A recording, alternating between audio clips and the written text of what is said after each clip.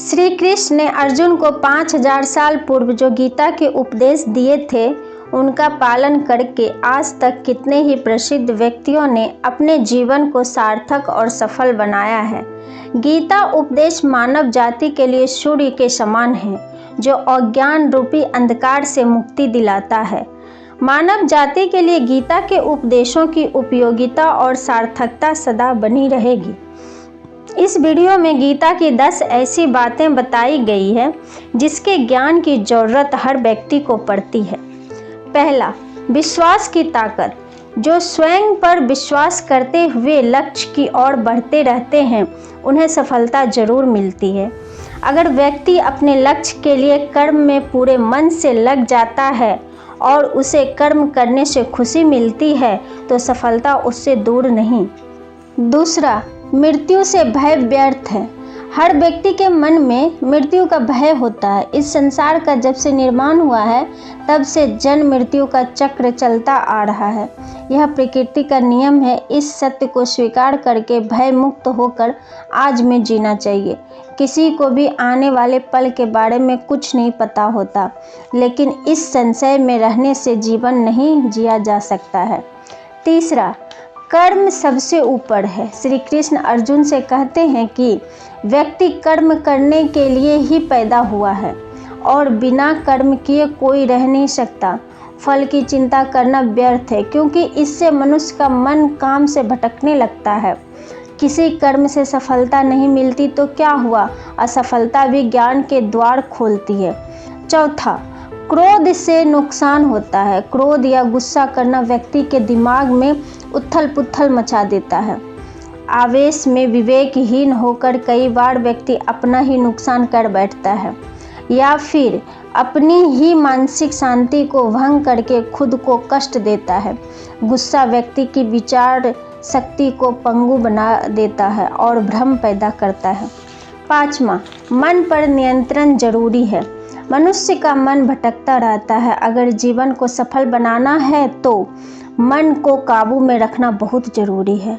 श्री कृष्ण कहते हैं कि बार बार अभ्यास करने से धीरे धीरे चंचल मन को वश में किया जा सकता है। मन को वश में करने से दिमाग की शक्ति केंद्रित होती है जिससे कार्यों में सफलता मिलने लगती है। अगर मन को वश में नहीं करोगे तो वह तुम्हारा सबसे बड़ा शत्रु बन जाएगा।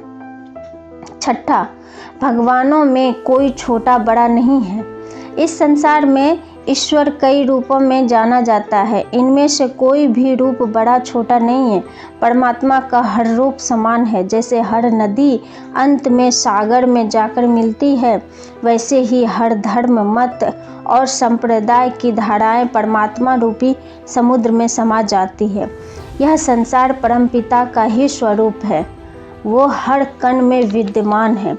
सातवां, कर्तव्य ही धर्म है। भगवान श्री कृष्ण उपदेश देते हैं कि हर व्यक्ति को अपने कर्तव्य का पालन करना चाहिए।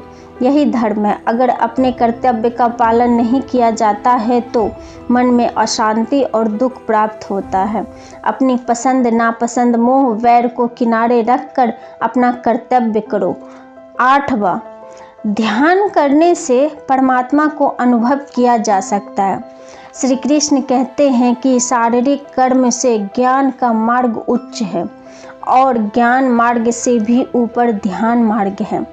ध्यान मार्ग पर बढ़ने से ईश्वर को अनुभव किया जा सकता है।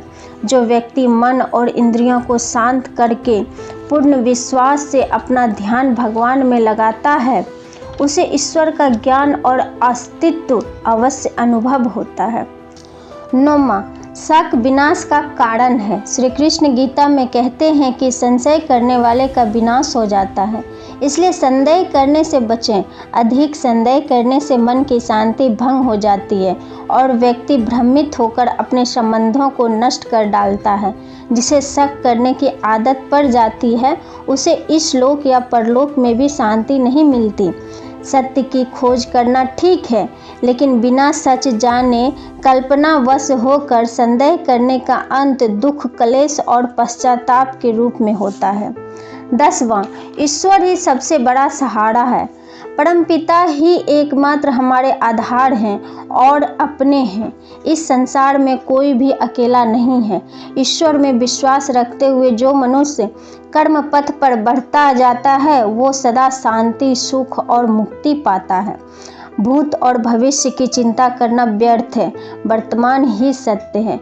जो भी पूर्ण समर्पण से ईश्वर की शरण में आता है, परमात्मा उसका कल्याण अवश्य करते हैं। जय श्री कृष्ण।